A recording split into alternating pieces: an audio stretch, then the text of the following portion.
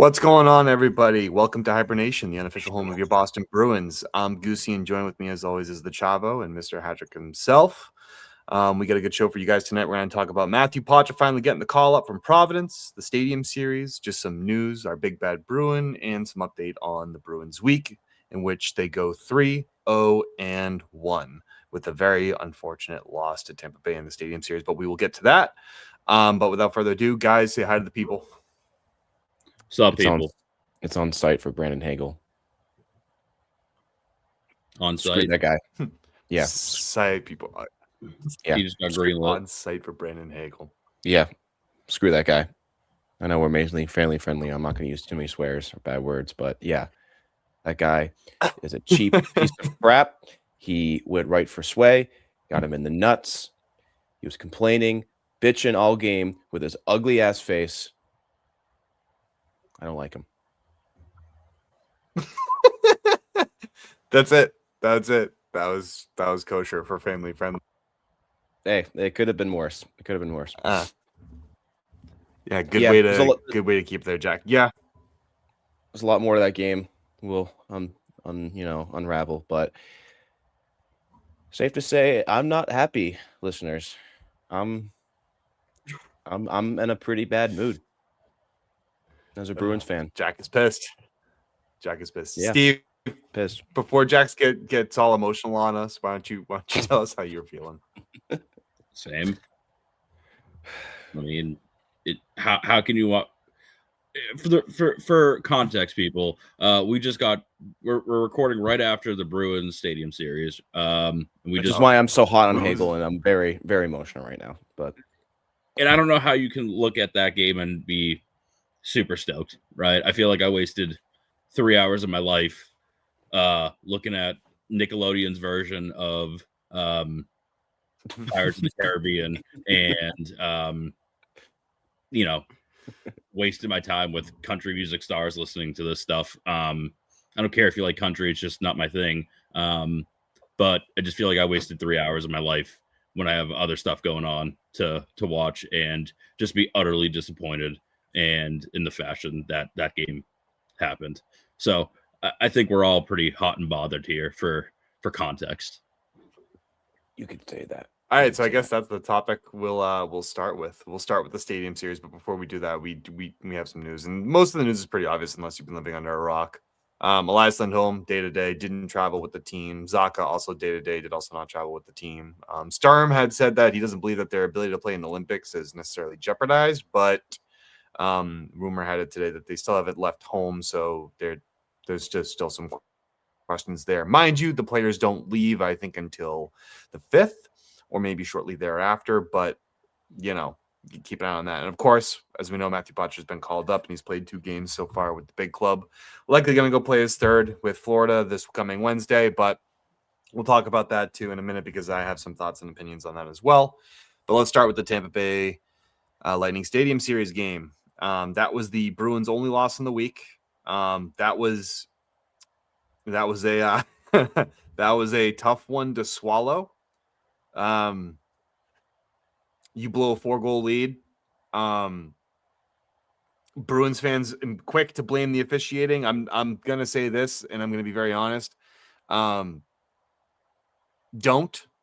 Yes, was it bad? But also, your team has had discipline issues for the entirety of the season. So the entire season. Yeah, this is not something unheard of for the Boston Bruins. So as much as I want to put a lot of blame on the officiating, this is not unheard of from the team. So stop with blaming the officials. The Bruins were undisciplined, and if you can justify to me like Kastelik's shove on Bjorkstrand, then I just don't know what to say. You don't know puck, dude. Like there was a lot of undisciplined play there. But that outside of that, that's what I'm gonna say on the officiating. I'm sick and tired of people blaming them every day, and it's just outside of that, guys, the Stadium Series though looked interesting. What did you guys think about the setup? I thought it was pretty cool. I mean, a little cheesy, and I think it was you, Goose, you said what screams more than Pirates than Bears and Lightning, but they did their best to show up and hold the Buccaneers proud or whatever. I don't know, but yeah, I mean, I like the effort put into it. It was you could say it was over the top, but a lot of times fans and just fans of the NHL complain about how there's not much effort put into events and they're not getting the spreading the game out as much, making it more fun. And yeah, you can't say it about tonight. They showed up and had a lot of theatrics, and some people like that, some people don't. So I was indifferent on it. It was kind of cool, but a little weird, I guess, too. You get what you get. But and the atmosphere as well seemed a lot of fun. It was a packed, entire stadium. 60,000 people at a hockey game. That's pretty cool. And the temps helped as well for the boys out on the ice. It was like high 30s.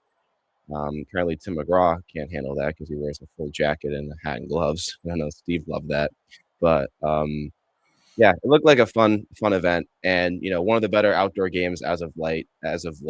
It had high scoring, it had fights, it had a lot of brouhaha, and it just is unfortunate. Bruins came out on the losing side and had to blow a 4-goal lead. So that's what I got. Steve, I'm sorry, real quick before you go, I just want to correct myself. I said the Bruins went 3-0-1. They went 2-0-2. I apologize for that. I forgot that they lost in overtime to the New York Rangers last Monday. Oh, because that did happen. Yeah, it did happen. Yeah, but Steve, talk to me about the Stadium Series just before we get into the game itself. Stupid. What did you think of the NHL's presentation? Okay, Just stupid. Straight. Listen, he's straight. He's a straight to the point guy. He's not going to shy away. I respect it.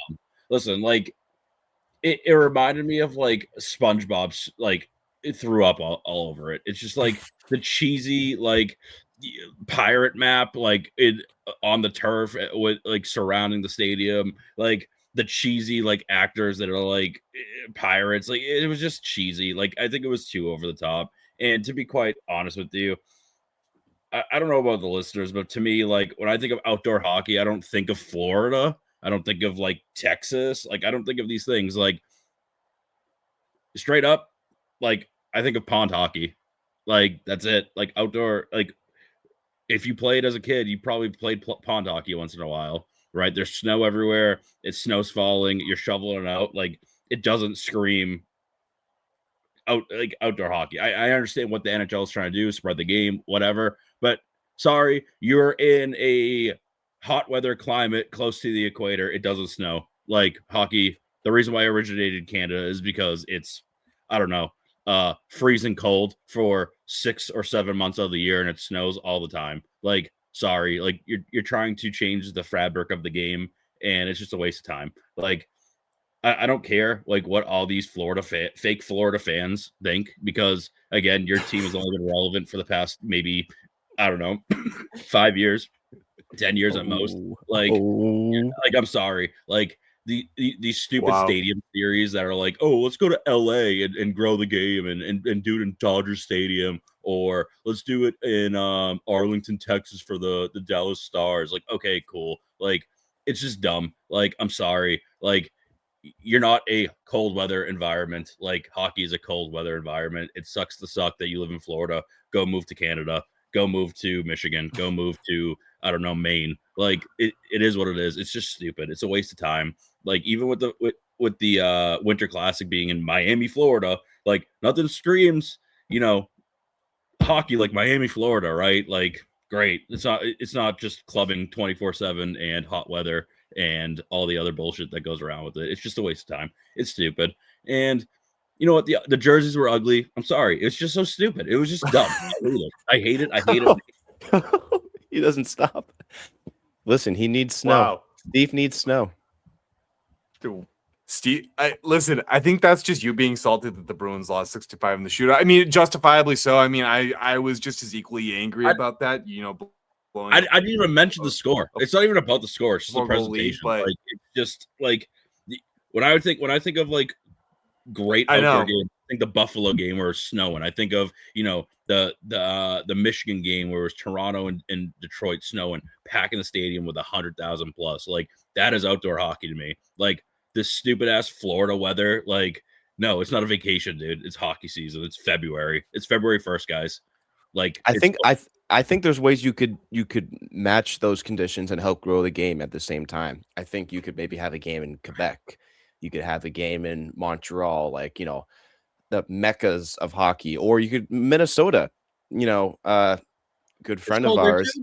Yeah, a good friend of Cam and I's, Nick Sebastiano. We'll shout him out real quick. But the opinion he gave to me recently was, why don't they do one in Minnesota, like Winter Classic or Stadium Series? That is the state of hockey. Mm-hmm. So, I get they're trying to help grow the game, and that's good. But I think you want to get back to its roots in a way, and what hockey is made for, and what it was, where it came from. So I think you have a really valid point there, Steve, and I can wholeheartedly agree with you on that. Like, you can still have a good outdoor game, but have it some piece of hockey with it, like state of hockey, Minnesota, go to Quebec.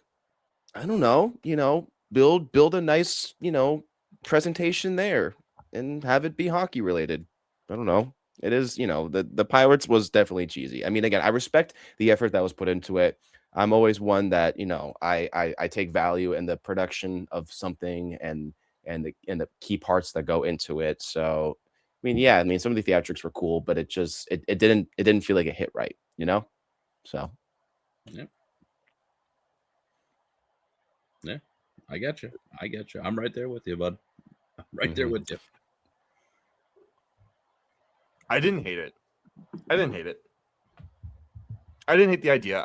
I don't listen. I think there is something strange about it, right? When you play an outdoor game in a state like Florida, Texas, or like, maybe LA, where it's hot. I just, for my concern, where it comes into what concern, or the concerns I have centering around it are just like, centered around more the player safety, right? Like, if the ice isn't cold enough and it gets slushy, or if it's too cold, if they find a way to get it to that point, like, there was a hole in the ice at one point. There was a hole in the ice at one point in the game, and it was in the back of our net. Yeah, well, there was also like outside of the faceoff dot and our zone as well. No, that's where it was. I was just making a joke because we couldn't save a beach ball. Oh, you jerk! But yeah, that's actually not fair. Yeah. But like, and they were helping to. It got the temps were so much in our favor that they had to start lightly heating the ice so it didn't get too frozen and would like rust over or something, whatever reason they gave on the broadcast. But still, it just, there's safety concerns that go into it. So very interesting. I think they should continue to do games like the Winter Classic, the Stadium Series, but I agree with you guys. Like, there needs to be some essence of hockey. I don't know if Pirates are kind of like the thing. I get that's kind of more symbolic towards the Buccaneers. I mean, again, I thought it was very cool. I appreciate the presentation. I appreciate the efforts to kind of make it there. I appreciate the designing effort of it. I think the only thing that really doesn't get me going is that I like to see snow on the ground when I think of this stuff. Like, get snow on the ground. Come on. Or make it fake snow, like, make it some essence that it feels like it's a pond hockey game. Sure, like give me something like that, like Tahoe, what they did there, like what the or the game that they had in Gillette, like, you definitely, it felt more like a hockey game. You know what I mean? And so that's just my only gripe with it. But I like the ideas. Didn't like the outcome. Horrible outcome. And I guess now we can start talking about the game. The Bruins go down 1-0 to start the game, 11 seconds into it. Then they fight back hard, go up 5-1. And then in the second period, they just collapse on themselves. And you could argue, fine, should have we gotten 1 or 2 penalties our way? Yes, sure. But also the penalties that the Bruins took were real. Egregious, some would say. Some of them, some maybe soft. Fine, but they were real. And with the precedent that the Bruins have set, it's not surprising. They take too many penalties. I don't understand how they keep taking so many penalties. I don't. Like, haven't you learned? Can't you not learn the simplest of discipline? Do you realize how much it affects your game? And it changes the pace and outcome of the game. We were at 5-1. And then what happens? Yep. Get in It's trouble ridiculous. with And to anyone who says penalties, to- and then you take your foot off the gas. It's just, they're trying to overcompensate of just playing their game, and then they take stupid penalties. It's just, I mean, blowing a 5-1 lead is atrocious. Like, if I'm Sturm, like, it's a 6 a.m. bag skate. That's what I was going to say at some point in this pod. I hope someone was going to say bag skate next practice. I've been there. I've been in the games where we blew leads or just had a horrible effort and it showed. Yep. We got what was coming to us and we didn't like it, but that's part of it. I seriously hope he's like, we're getting back on this plane and the fun is done. We're going back. We're going to work. Yeah, I mean, it's one of those games you have to put in the rearview mirror. You know what I mean? It's you can't focus too much on this and just like, what are you gonna do? It's in the past. You gotta fine tune the game, but one thing's for sure: Sturm's got to be a bigger voice in the locker room. He's got to be, or someone in that locker room has to stand up and say, people who take penalties, you gotta give laps or something. You gotta do something. You got to do something to incentivize players to play better and more clean. Yes, are refs going to make bad calls? Of course, we're human. Like, you know what I mean? Bad calls are going to be made. But for the love of God, I don't want to put this game on the referees. Like, I can't. You can't. Like, you know what I mean? Swing. Like, you can't, right? Like, there were some questionable calls. There was definitely missed calls, right? But is that the reason why you lost the game? No, it's not. No. The fact of the matter is, you took how many penalties, Goose? Was it 9? I think up to 9 penalties, yeah. You're up to 9 penalties. 9. That you don't deserve to win a game. Or something like that. Yeah, whatever it is. Okay, you almost hit double-digit penalties. You don't deserve to win games when you're taking that many penalties. Also, you're lucky Swayman showed up in the third period. He bailed them out so many times. And do you blame – you can't blame him for letting up, what was it, 2 goals on the penalty kill? Because it was a 5-on-3. A 5-on-3. For what, 4 minutes? For just Swayman taking straight, pucks for 4 minutes. How you the fact of the matter is you can't blame it on the refs because they're gonna miss things, they're gonna call soft things. You're taking 9 penalties. You don't deserve to win when you're taking that many penalties. That's not a clean game, and that's definitely not the game that Sturm is trying to direct here. It's you can't take those. You can't take those penalties. You can't take that amount. It's just you don't win games doing that. And that's been the nail in the coffin all the time for this Bruins team is dumb penalties at horrible times, and it's inexcusable at this point. You're how many games into the regular season? You got the Olympics coming up. You got a little break just to get slammed with what? How many games in 48 days? You're not going to make the playoff. I don't know that. 27, 28. It's under. It's whatever it is. It's probably 26 games in 48 days or whatever it is. It's just egregious. Yep. You can't. That's condensed. It's condensed. You're going to play sloppy because of being how tired, but everyone's going to do it, and it's not an excuse. But when you start playing tired, you start playing sloppy. When you start playing sloppy, you take penalties. You can't do that. Mm-hmm. You can't play sloppy.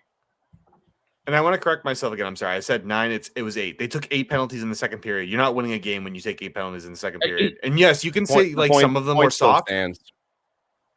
Yeah, and like I said, you could still say some of the calls were soft. Fine, but you still have to battle through that. You still have to be. You're a pro NHL player. Stop bitching and moaning to the refs and get into the fucking penalty kill and kill the goddamn penalty. Stop looking to get a makeup call. Be an adult. Like I saw McAvoy, his head turned back to the ref. He goes, "Oh, you're not going to call it." I don't care. That was the problem. Now you shifted your focus from killing the penalty to looking at like, oh, come on, man, look what he did to me. You don't care. kill the penalty, be a grown up, and get after it. It's not even about being a grown-up, Goose. It's about being a goddamn professional. You're a professional playing at the highest level. Professionals don't do that. I even saw Pasta. I saw Pasta at one point. I mean, even he succumbed to it. I think it was one of the last penalties it took, and then he started like slapping his stick on the ice at the ref, as they called it, and that's not professional. You know, you got a game still to play, and we look to you for us to lead. Look, I'm sorry to interrupt you, Jack. And look, I get it. You're good. When you're a player, you get frustrated. It gets aggravating. But you have a job to do. You still have an opportunity to win that game. That's why I'm not blaming the refs. If the Bruins would just pick up their heads and just if McAvoy, instead of like looking at the ref and continuously bitching about him, by the way, there was a hot mic with him. Like, you know what I mean? If they would have just continued to actually like put in the effort, like, you know what I mean? I'm not saying that they didn't put in effort to kill a penalty. Tampa just outworked you. Yep. But if you're going to sit there and if you're just going to look at the ref every time they nudge you, it's hard for me to blame the refs because now the refs are just going to turn a blind eye. What reason now do they have to not call you for embellishment? Like, you know what I mean? Just play the game. Focus on playing the game. If you got to call your way, good. If you don't, battle through it. Your mental toughness was lacking. And it especially showed, too, when Costello you know what? cross-checked Bjorkstrand. And you know what? Started it all. It did. You're exactly right. Where they were down, they were down 1 with 11 seconds, right, into the game. You battled back. You got up 5-1. Like, this team is capable of doing it. Just focus at the task at hand. Score goals. Outwork your opponent. And they did for majority of that game. They were the better team for at least half that game.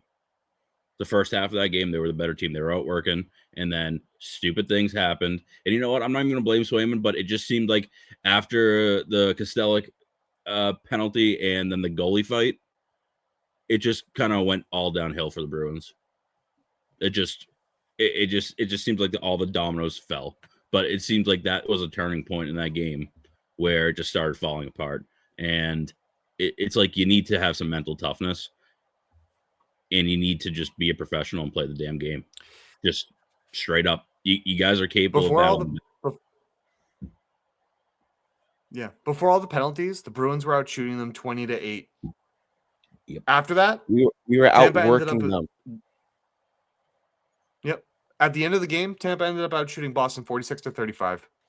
Most of that on the power play, I'd argue, but 46 shots. Swayman was great. I'm sorry. Like, you know, and I know you weren't blaming him, Steve, and I know you weren't saying anything, but like anyone looking at Swayman this game, oh man, just don't ever watch a game of hockey ever again. Swayman kept you in it. Yep. Swayman was probably one of the very few reasons, like, you know, towards the end there, where I think most sound that overtime penalty kill, phenomenal. Yeah, most sound Bruins fans, I think, would not put this loss on Sway at all. Those are the really internet rudders, if you want to say. But yeah. Great penalty kill, you know, again, in overtime, again, another one, but at least you were able to kill it off. And then you get it right. You get another one 30 seconds later with a hook. And you know what? That was a hook. That was clear as day. I mean, you know, I'd argue that was a decent penalty to take. Probably the only one, because that was probably going to be a goal right then and there. But sure. It still doesn't change the fact that, you know, you kill the penalty, you play 4-on-4 for what, a minute, and then after that it goes to an icing, and then you're in your defensive zone, and right after the puck drop, you go get another hooking call, another penalty to go 4-on-3 for the remainder of overtime. Thankfully, it wasn't too much long. You know, if it was more like a back-to-back penalty, or I don't know, just like normal game where you got another penalty and then you weren't saved by just a few minutes left on the clock, then yeah, I don't know. It's just egregious. All this to say, though, you know, we talked a lot about like this abysmal loss, and I just want to bring up the other games this week. You get a good win against Philadelphia. You win that. Might as well go over them. Not really much to talk about there.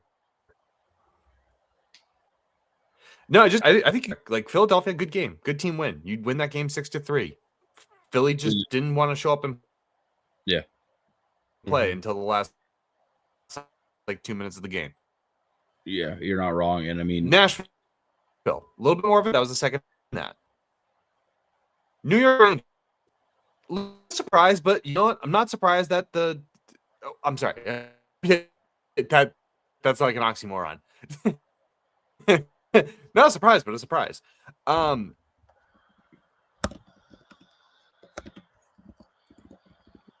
you still there? you were lagging like a mofo. Yeah, I apologize. I'm sorry if I'm You're good, bro. Trying to make sure you're still here. I apologize if I'm lagging. Yeah. It's cold. It's cold here, so the connection is probably a little wonky. So I apologize to that for our listeners, but I'll repeat what I was going to say real quick about the New York Rangers. The New York Rangers game, not necessarily too surprised. I know I had a bit of an oxymoron I was kind of saying there, but because of where they are in the standings, they needed to come out and they needed to win a game, and so I think they did that. I just didn't think they were going to win it in regulation if they were to win it. So they won it in overtime. Sure, fine, whatever. I'm okay with that. 2-0-2. The only game that really pissed me off was this Stadium Series game. You let that one slip. Yeah, you definitely did. Yeah, Rangers was a frustrating game. That's a game you want to win, especially against a team who is thrown in the white towel and is in the rut. So you don't love that, but you know, you'll take a point, I guess. But I think the boys coming back from that were pretty disappointed it was only a point. But you come out strong against Nashville. Yeah, they had a few pushes, but you locked it down. And good to see Zadorov come back and play. You know, he took that kind of scary looking injury. And the Rangers. And yeah, not much to say about Philly. Just took it to them. They are another team just struggling, kind of lifeless. Konechny after the game had some choice words and was very, adamant about how frustrated he is about the team's position where he is self and not getting a chance to play for the playoffs again. I think some of that frustration may lie with not getting chosen for Team Canada, even though he might know he hasn't presented the best case, but he got to be at Four Nations and then, hasn't really shown up since then. So yeah, Stadium Series was the toughest. What do you got, Chavo? To be honest, the Rangers was kind of a tough pill to swallow for me. It was stinky. I mean, again, they're the Rags to me. Again, they're just the Rags because they are Rags. They are the Rags. And this team, they got a point out of it, but it's a frustrating loss because you need the points and every point matters. It's just, you need the 2 points there. You need to win, right? It's just what it comes down to is you need to win in regulation and get the 2 points and don't give up, extra points out for free. Even I was okay with the Nashville. They came out. They had some really strong pushes, and we still ended up getting 2 points out of it. But you'd like to see the boys get 2 points and not let Nashville get anything out of it. It's just one of those things where you need the points. You're hunting for points. You're in the hunt. Like you're the last wild card at this point, and you need all the points you can get. So it's just is what it is. But what you said about Konechny, he may want out. I wouldn't be surprised. I mean, it sounds like he does. He still has some left to give. I mean, you only have a certain amount of runway left in your career. Yeah, you want to make the most of it, and he wants to play for a championship still. Yeah, so. I think he does. And I thought that, from what I understand about him is, he liked the direction that it was going for a while. And that's why he liked Philly for a while. But, past couple of years in Philly has been rough. So, he may want out. And I don't know what that means for Philly, if they're in a rebuild or, if they're going to continue rebuilding, whatever it is, right? Like, you might as well sell the asset while it's hot because it seems like he's kind of through. Definitely. I think it's just frustration. I mean, you bring up a good point, but I mean, even Alex speculated on this that like maybe that's a possibility that they move out Konechny, but you can get a haul for him. Like, you know what I mean? You can get a haul for a guy like Travis Konechny if you decide to move on from him. You could probably get a similar package to what you could get if you traded Robert Thomas. I mean, Konechny's 28, so I mean, he's a little older, but yeah, I mean, the situation in Philly is not good. So I mean, they have a lot more to figure out than I thought that they did. So, but. He's only 28. That was a good win. Yeah, I agree with you, I guess. Yeah. No, he is. He's still, he's still going to be in his prime for the next 5 years. That's a good little selling piece, right? Cam, quick side note. Especially if you're really You go. I want you to finish your point. I got something different. I was just gonna say, what's your No, I already forgot it. Go ahead. God, that's how we go. What is your quick side note you would say to Bruins fans who want to bring in Robert Thomas? No. No. Why? Yeah, it's just no. It's just no. Only just because you mentioned him while we're talking about Konechny, so I figured listen, Cam, there's speculation around who we want to bolster our offense, and it's a point because his name's being brought up. Cool. I'm not paying for him. Me neither. I'm not paying for him. I don't want to pay for him. I don't want to pay for him. Hold on. No. Now I'm angry. No. Robert Thomas makes too much money for us to be able to afford right now. You would have to move out way too many pieces in order to bring a guy like him in. And your biggest hole right now is, okay, fine, sure, you need a 1C, but at the same time, your biggest hole is an RD2. Look at how far the Bruins have been able to get, and look at what they did without their top two centers tonight. It was in a shootout. They lost in a shootout with their two best centers out. So clearly the issue is not just with center, right? That's not, I don't think the issue is. The issue is that they're lacking a scoring winger, not a 1C. They have that in James Higgins, who is coming. And Matthew Poitras looks really good right now, and so does Fraser Minton. You need an RD2, okay? You don't need Robert fucking Thomas, who's 26 years old. He makes, I think, around $7 million plus. You don't have that, so you would have to move out Casey Middlestat. So then you create another hole to bring him in. And so then, in order also to acquire Robert Thomas, you talk about thinking about trading futures. You're probably thinking about trading Matthew Poitras away, and then at least a pick this year and a pick next year for first round picks. This kid is 26 years old. He's good. He's talented, and you're gonna have to give up a lot more from than what you would ever want to. I'd much rather Jake Neighbors. Stop with the whole Robert Thomas rumors. I'm sick of it. The amount that you would have to pay for him is absurd. With what we're trying to accomplish. You can't afford it. Plain and simple. Can't afford him. Would I love to have him? That's a different answer. Of course I would love to. I would love to have McDavid. I would love to have Draisaitl. I would love to have Kucherov. I would love to have every fucking talented player on the face of this goddamn planet. But is that a reality? Can we afford them? Yeah. No. Yeah. Not if you want long-term success for what you're trying to accomplish here. I just don't see it. Because you have Elias Lindholm locked up for the next 7 years with a no movement clause. You can put him on the wing, sure, but he's at best served as a center, especially at his two-way game. So no. When he's healthy. Thank you for my side rant. I appreciate you. Yeah, when he's healthy. When he's healthy, I just knew you had some lingering Elias's feelings health about is that. a concern sometimes, but still, I have plenty of lingering feelings about that. Do I think Robert Thomas is a great player? Absolutely. Yeah. Would he fit the Bruins? Am I willing to pay St. Louis's price? No.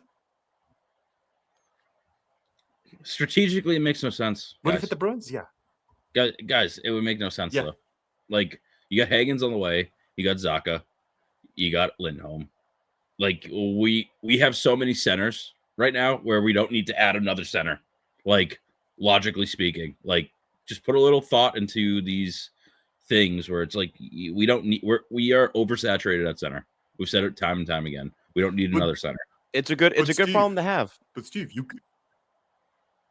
could play him at the wing. Yeah, no, I don't. I just don't care. You'd have to. You want to have that much of a haul and bring in that much money for him to just play a wing? Like, no. Yeah, if you get rid of all your assets too. Exactly. What you're giving it all up, then just move him to the wing, his unnatural position. even though you have a surplus at center, which again is great. I think it's a great problem to have, and I think someone's trade value may have gone up a little bit in this game. Maybe that's one positive, but negative for us Bruins fans that came out of the Stadium Series. Matty Poitras looks great. That guy is dynamite. He needs NHL minutes. Of course, he doesn't want to soak down in the AHL. But is he going to get the Bruins? Jack. I don't know. Perfect segue. He has no size. He has no speed. Did you see tonight? Exactly. Like, come on. He was throwing around his body. He was flying out there. Did you at the end of the game? Did you see that forecheck he had? Mm-hmm. All over the puck. All over the puck. He was all over the puck. And I'm glad he scored a goal tonight. He looked good. He looked good in his last game. He looked good on his game today when he got out there and had his minutes. I hate to say it, but he's NHL ready, and we don't have any space for him. So if you ask me, his little stint was, he's going to get a little stint, probably 5 games, depending on Lindholm, depending on Zacha. But at the end of the day, what are they really doing? They're testing the waters. They're testing the waters before the freeze. That's what they're doing. They're seeing who wants a piece of him, and they're going to get the roster freeze, and there's going to be some people biting for a trade deadline. That's just what it is, and I'm okay with it. Like, I've made my peace with it. I hate to say it again, but I don't want him to go, man. I don't want him to go either. He's so talented. He is. And we just don't have the space for him. We don't have the space. He has developed really well. Here's the rumor. And I'm going to hate seeing him become a superstar on a different team. Yeah. Give it to us, Cam. What's the rumor? Here's the rumor. Reportedly, Poitras is not happy about the trade rumors. That's God. I saw this come out. All the drama, man. But Boston is also not happy with his year down in Providence or him in general. That's what I've heard. I can't substantiate that. Only the players and the GM know. But what he showed you in the last 2 games, I agree with both of you. It's very hard to want to trade him. Initially, I thought that this stint of his was going to be a showcase. 3 games right before the Olympic break. You have Elias Lindholm. He was called up because of the Elias Lindholm injury. The only reason why I think it was a showcase is because Elias Lindholm has been injured several times over the season, and they have not called him up. They've called up many other players over Matthew Poitras. All of those things just scream to me they're just going to shop him or showcase him. Now, that could be wrong, and that's fine. But Matthew Poitras, if the Bruins are probably serious about going deep into the playoffs, is going to be one of your biggest trade chips to acquire the pieces that you need in order to do so. And Bruins fans need to come to that decision. Do you want the deep playoff run or the attempt at it? Or would you rather keep Matthew Poitras, who is not playing with the big club long-term right now? So far, it's only been 2 games this season. Listen, he got beat out of his spot. Rightfully so. You had Fraser Minton come in and beat him out. That's the big leagues. Your spot isn't guaranteed, and it was apparently a very tough conversation for Sturm to have with Poitras at the end of camp to cut him. I don't think Sturm was that happy about it. Poitras probably wasn't either, but it's a next man up mentality. Spots and roles need to be filled, and with the talent and depth in our organization that we had throughout camp and leading up to the regular season, as crazy it is to seem, from looking back to 23-24, how promising Poitras looked, he got beat out, and that's a part of the game. And yeah, and he hasn't had a great stint in the AHL, but who would want to play there after they've had some success and promise in the NHL and they can't continue to prove it? And I think it was the right move ultimately in the long run to get Minton there. And him playing with the club. He got him regular minutes. He's developed. Just got Rookie of the Month. He is a very valuable, dynamic player, future of the Bruins.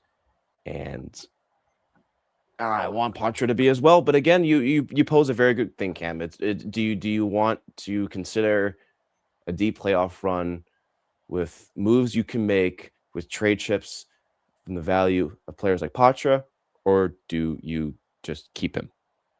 So I think that's another dilemma us Bruins fans have to tackle. I want a playoff run. I want us to go for it. Buffalo wants to win the cup. So why can't we win the cup? I hate to see him go. Good call. I mean, to be honest with you, like, I think it's a rework the question, though. Do you guys realistically think that we're going to get a deep playoff run this year? No. No, but you want to set No. yourself best up to try and do that to make a crack at the playoffs at least. I Well- mean, I think they still want to at least try and make the playoffs first. That is the I top. agree, but I think we're thinking of it too short-sighted. I think you need to think of it longer term, right? Like we've talked about this in the group chat, where what is realistically keeping the Bruins from making a deep playoff run this year? You need an RD2, like you need oxygen to breathe, right? And you also need a scoring winger. Yeah, you need to bolster the offense a little bit. The offense has been there, Yeah. but you need to bolster it more. You need to have. But what I'm trying to say is that if you can swing something for a trade involving Matthew Poitras to bolster your roster for this season, and again for next season as well, and the year after that, I think you should do it. Again, once Higgins comes, he's not going to have what is he going to be on the fourth line? He's not a fourth line player. I don't think I don't think his style of play is a fourth line winger.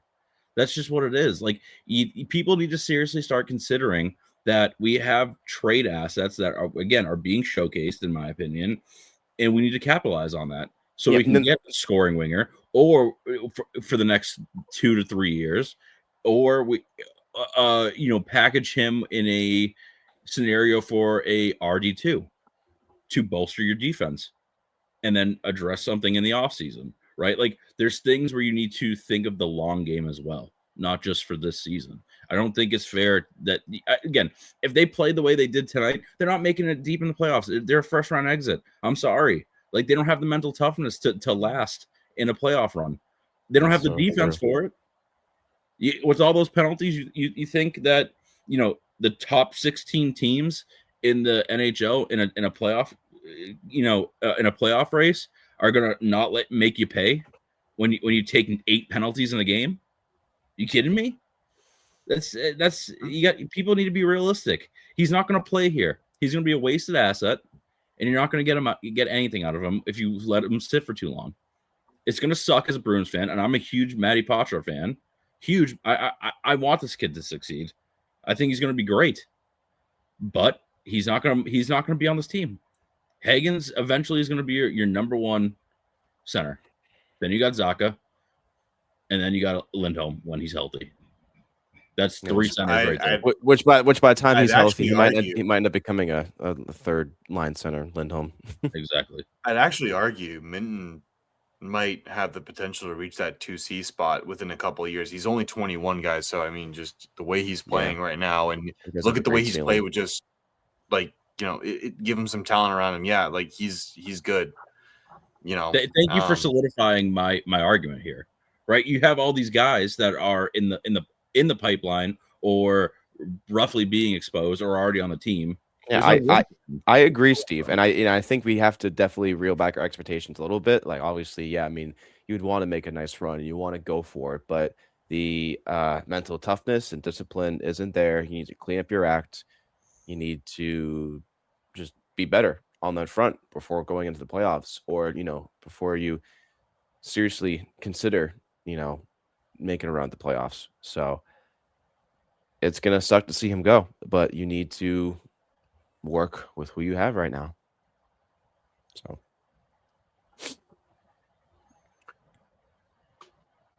Yeah. There's nothing more really to be said on Matty P on that. Like, it's good. I'm glad he's getting some NHL experience. He's had it, Agreed. like, last year. It's not bad for the player, but I think there's just getting outbeat by a guy like Fraser Minton. And I'm not saying Fraser Minton's a bad player to lose your job to or anything like that, but not beating out Mate Blumel, not beating out Arvidsson. Well, I mean, that's not really fair. Arvidsson is an NHLer, but like Simon, He's the fastest guy on our team right know, now. It's like, yeah, like Alexander Steves, you haven't beaten out. You haven't fulfilled your role. You know what I mean? Like, and you're young, you're 20 years old, right? Like, you still got plenty of time to develop, but like, you also have to look at it holistically too, and just be like, if that's a piece that can get you, let's just like, in a package that can get you a really, really good RD2, and I'm not saying like Matthew Poitras alone can do it, but if Calgary is like, we'll give you Zach Whitecloud plus, like, maybe you can get something there. I don't know. I'm not going to speculate on that, but if Poitras can be part of a deal that does move the needle for you, maybe not this year, but the year after that, especially with the cap expanding, unfortunately, I think Poitras does go. I think this is an unfortunate showcase for him. And I think good for him. Good for him and as a player. Swallow that pill. Yeah, good for him as a player and his value. And he's an NHLer. To be honest with you, I wouldn't even say it's unfortunate. Because what's the alternative for him? Okay, cool. He comes up for 3, 5, 10 games and then gets immediately sent back down to Providence. You work him into a deal. Guess what? He's going to be getting NHL time. He's going to be playing in the show. And that's what he wants, right? I mean, I think that's probably what he wants. He doesn't want to be in the AHL. Yeah, he wants to play for the Bruins, but he doesn't want to be in the AHL. He wants to be an NHLer. And that's ultimately going to be what's going to help his career. If he gets traded, he's going to be on a lot of these teams' rosters at the NHL level. Yep. And that's good for him. I can tell you now, if he goes to either St. Louis or Calgary, he's already going to be starting in the lineup. That's I have confidence in that. That's just what it's going to be. So that's it. Like, you know what I mean? And I'm really happy that, like, again, that Matt Poitras got his call up. I think he deserved it. Well, I mean, I think a lot of those players down in Province deserve a look. There's another one I think that does, but some players or some people just don't seem to think that he does, but whatever.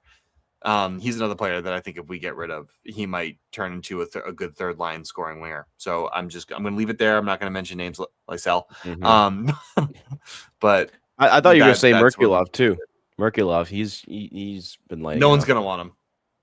No one wants Merkulov. Merkulov's 25. His time is passed. I think he is now going to be a bona fide AHLer, top 6 AHL for it. That's it. It's unfortunate, but I think that's it's very unfortunate.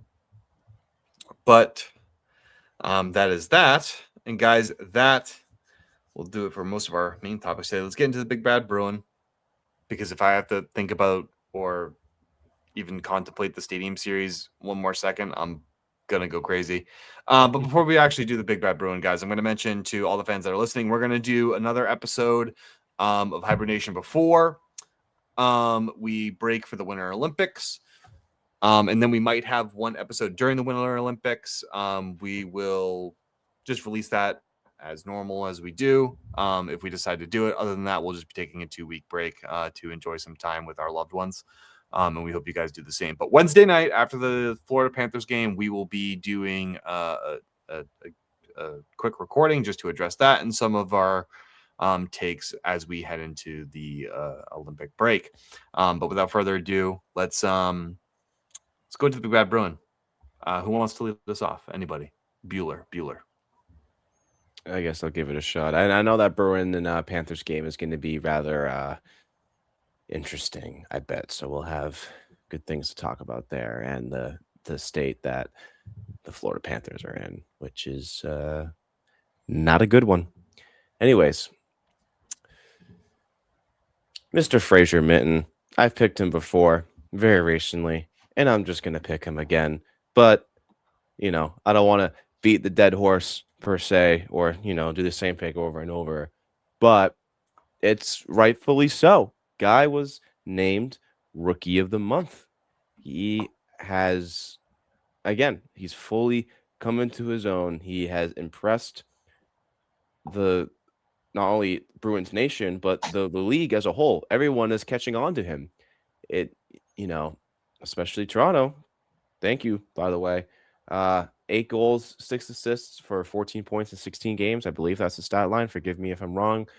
This guy is electric. And I think, as we've discussed before, his ceiling is to the stars and beyond right now. It is unlimited because he is still so young and getting better every game. Get some good teammates around him, a more developed team, hopefully, as time goes on, and a more bolstered Bruins roster that's going to come with other young guys as well. And again, if we make the right choices and keep developing in the right way, this guy could be, a really, really good 2C. But it's just, it's awesome to see. And very happy for him. I might have to get a Minton jersey. It might be the next Bruins jersey I get. I only have one, but if I was to get another one, it might have to be Minton because it'd be minty fresh. That's my sign off there. I'm going with Minton. I just finished talking. Jack was just gonna continue going. I just finished talking, by the way. So good timing of playing that. Oh my god. Shut up, big head. Go ahead, Steve. Minton. His last 10 games have been incredible. He's been super solid past 10 games. It's just, how can you not notice it? Simple as that. Nice, short, sweet, to the point. You summed it up better than I could. You're welcome. Yeah, I know. I know. It's kind of crazy. Here's a hint.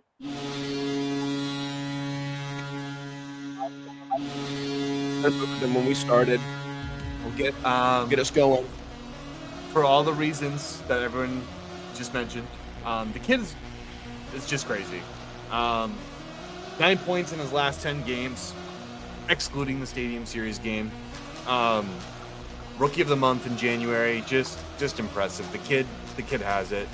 The kid's talented, and I'm just looking forward to where he's gonna go. So that's it. Unbelievable. We got the horn again. Yeah, things to be proud of, gentlemen. Things to be proud of. So I that's can see good. it now. Wow. Well, I could honestly see it now with like Hagens and Minton being the next like Krejci Bergeron duo on the top 2 lines. Like I can see it now. Can you imagine that? Wouldn't that be so nice? That'd be so sick. That would be so sick. So sick. Maybe. Just maybe. You guys are unreal. Maybe someday. All right, guys. Let's. We only got one game this week before the roster freeze. Let's just take one look at it. It's going to be against Florida Panthers. They're already down there. It's in Florida, obviously. That'll be Wednesday, 7 p.m. They're banged up, dude. They're banged up bad. For me, it's a win. I don't know what you guys got. Win. You like that, Steve? Oh, my goodness! Sorry, I was trying to chirp Cam. I was gonna say you like that, Cam? Nice and short and sweet, huh? You want me rambling on? You don't like to hear the sound of my voice? Dude, I don't care. Screw you. I'm listening to the horn. We got it twice. Oh my god. There's a first for everything. Bump it. Louder. Bump it. Louder. Steve's so done with all of this bullshit. He's like, get me out of here. You're being a silly. Oh my god. Just for all the reasons. It's great. Dude, awesome. I kind of have to be. This I was sitting on my couch watching that Stadium Series game right before we came on to record this. I'm like, please, for the love of God, win this game so I don't go and throw my remote on recording. I just can't do it. Like, please win the game. And I just see Gensel score. I was like, pasta, baby, please. Please. He beat Vasilevsky on that as well. He totally had him bite, and he went his signature move, backhand, forehand, trying to roof it, and he hit the post. Yeah, He had Vasilevsky beat. his signature shootout where he backhand, forehand, has the goalie beat and rings it off the pipe. Like, what a way to end Signature. tumultuous game. And that we have to end the episode, I think, on that. Oh yeah, That we do. It's fine. We have a chance. We have a chance this week, guys, to go 100%. It's one game, but we also have a chance to go 0. So there you go. That's how math works. All or nothing. All right, ladies and gentlemen, that's going to do it for all or nothing. All in, all the time. Ladies and gentlemen, that's going to do it for this week's episode. I believe it was episode 63 of HiBruiNation. Don't forget to go check out our website, don'tpuckwithme.com, for all of our blogs and other articles that we post there. Steve's going to start writing them from what I heard. Word down the street is that. Connect with us on Twitter, Bluesky, TikTok, YouTube, and through our website. There actually is a way you can contact us through our website. It's called the Contact Us button. For your thoughts to be heard on our episodes. You can send us a voice memo if you really like. We'll even play it on here. Remember to like, comment, and subscribe to all of us on all of our platforms. And as always, we love you guys. And that loss fucking sucked. So until next time. It's called the contact button. Contact us. The contact button. Contact us. Tell us how much that loss sucked. Have a good night, everybody. Contact button.